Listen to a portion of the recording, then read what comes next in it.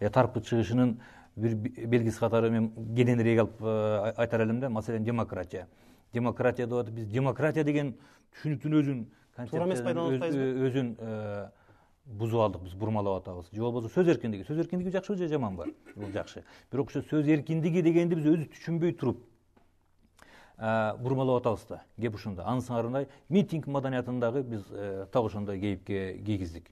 Рахмат сизге. Бизде конокто азыр президенттин иш башкармалыгынан өкүлдөр келди. Айтсаңыз, ушул революцияда ак үй канча чыгымга учурады?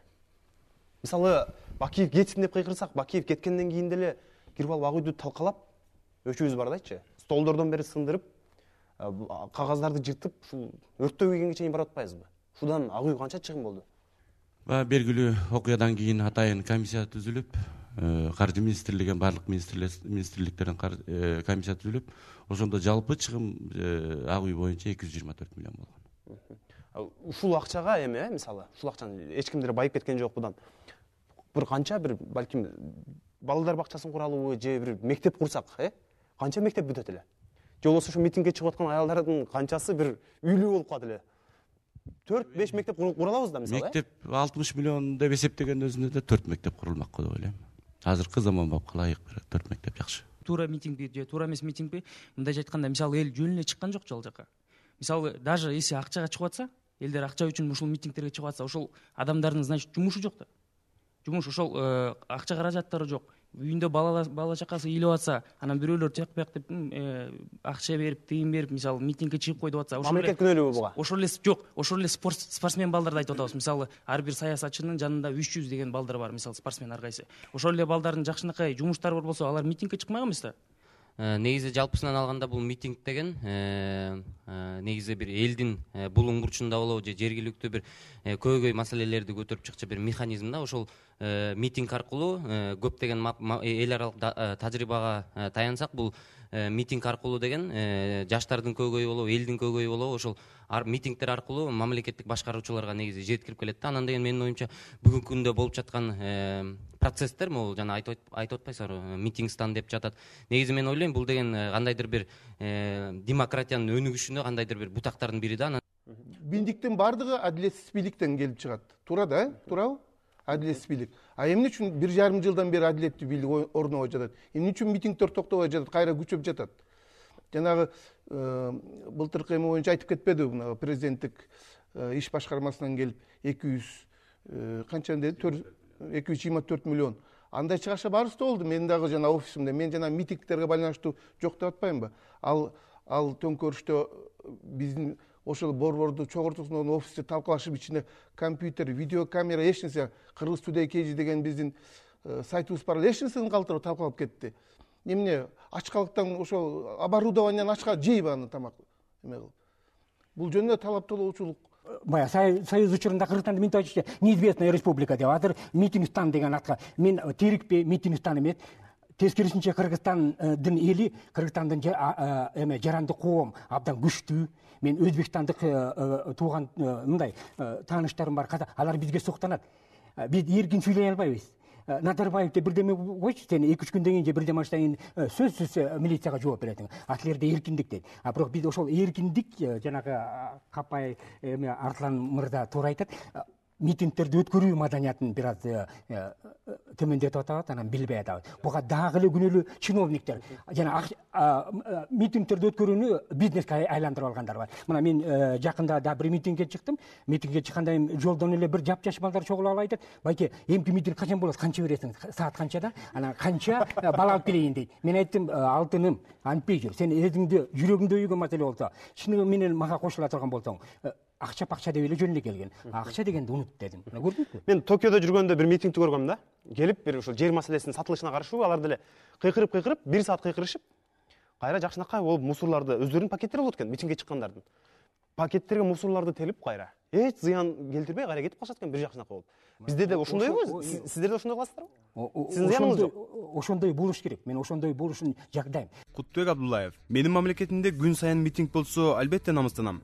Бирок митинг пикеттер укук коргоо органдарынан, соттордун паракорчулугунан, чоңдордун мыйзамсыз иш-аракеттеринен, өлкө жетекчилеринин таза акыйкат иштебегенинен чыгып жатат. Бир башкы директорду жумуштан алып койсо 40-30 тууганын алып келип жылдап атат. ал туура эмес нерсе. Сот инстанциясы бар, сотко берип кайрылсын. Өзүнүн эмесин прокуратурада териштирүү менен издетсин. Ошол эле мисалы митингтерди алып көрөлү. Мен өзүмдүн тажрыйбамдан айтып көрөйүн. Грузияда да Саакашвили бийликке келип, шайлоодон кийин өтө көп болуп кетти мен ошол жерде жашап жүргөндө. Бирок митингтердин кыскарышына улуттук чалгындоо кызматы жана массалык маалымат каражаттары өтө көп салым кошуп кетишти. Анткени улуттук чалгындоо кызматы ошол митингдин булагын издеп, мунун спонсору ким, каяктан, ушу телефондо угулууларды айтып, массалык маалымат каражаттары изилдеп жүрүштү. Мисалы мен өзүм массалык маалымат каражатынын өкүлдөрү катары көрдүм.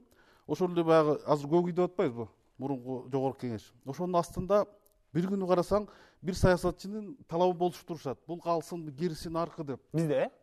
Эртеси күнү карасаң эле ошол эле кишилер, ошол эле айрым топтун айрым эле мүчөлөрү ошого каршы чыгып атышат. Бул эмне деген? Значит, понедельник күнү акча төлөсөм мен экен, вторник күнү тиги төлөсө тиги. Биз дал ушул жерде биз азыр бир сиздерге кече мен тиги кесиптешим Касым Рахманкулов дагы болуп барып, биз тиги Толстой көчөсүндө жанагы эмгек биржасы деп коет го, ошол жерде турган аялдар, эркектерге барып биз баарлашып көрдүк эле. Анда азыр ошол сюжетти көрөлү. Кыргызстанда саясий кырдаалга жараша жаңы кесип пайда болду. Бул митингчилер деп аталат. Акыркы күндөрү Ак үй алдында митинг кылгандарды биз угуп калабыз. Айрым саясатчылар эмгек биржасынан эле күнүмдүк жумуш издеп, акчага жалданып иштеген аялдарды көбүнчө, ошол эле убакта эркектерди дагы күнүнө саатына акча төлөп келип митингге чыгарышат экен. Ушул чынбы же бул ушакпы? Биз азыр аны Касым экөөбүз текшерип көрөбүз. Албетте мен барсам таанып калышым мүмкүн, Азат Плюстан келди деп. Касым көптөн бери экранга чыга элек, ошон үчүн Касым сен азыр алар менен бир жакшылап маектешсең. Муну бул жака салабыз. Сенин журналист экениңди такыр билбеш керек алар. Галстук бар, кадимкидей микрофонду бул жака кырын кылышып койдук, көрсөтпөй. Биздин камера болсо Алмаз Алимбаев алыс 100 метр алыстан деле ала берет. Бизде Орусиян телеканалдарындай кылып эле кадимкидей кылып азыр жаңы кесиптин ээлери Кыргызстанда чын эле барбы жокпу азыр көрөбүз. Кеттик Касым анда.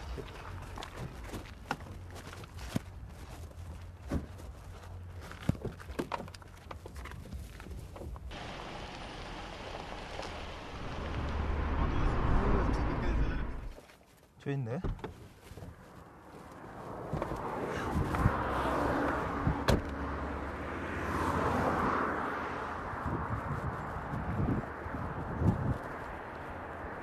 Да.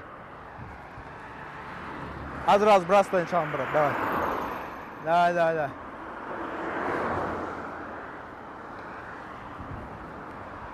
Саламатсыздар биз. Кандайсыздар?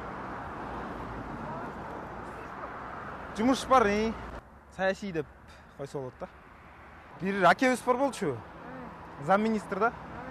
Анан ак жерден эле күнөөлөшүп эле что-то прокуратурага жазып туда-сюда кылып, бир аз колдоп коюш керек да.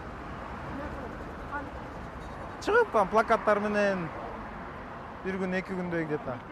Канча саат, канча? Канча ошо мен билейин деп келдим да, канча болор. Бүгүнгө керек. Жок, ушу наркы жумага го дегим где-то. Телефондорун эртең менен жыйнап. Жок, канча болот негизи немеси? Аял десең 20 аял таап беребиз да. 15 аял десең 15 аял. Булар 500-600 мындайга барбайт. Бир күнгөбү? Айры бири 500-600. Бир күнгө 500 бе? Арзаныраак кылсачы? Мен сурасам, буга чейин чыккансыңарбы өзү кайсы саясатчыларга бизге ушу оптунураак болсо жакшы эле дем, тиги ак жерден күйүп атат депчи. Биякта неме келсе 500-600 дейт. 500-600 сомдойбу? Сүрүшү беребиз дей бер. Беребиз, бизде акча маселе эмес. Уже кызматтан алып коюп тур, ошо кайра кызматка коюш керек. Шефти деп ошентип берди. Чыгып жүргөндөрдү? Же кандай? Окут бар да.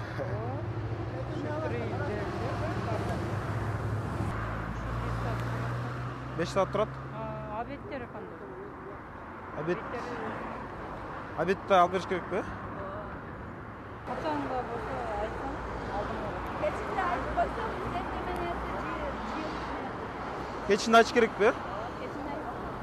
Мына бир чети күлкүм келет, бир чети ыйлагым келет. Чынчы бизде ушундай коом болуп калыптыр да азырчы.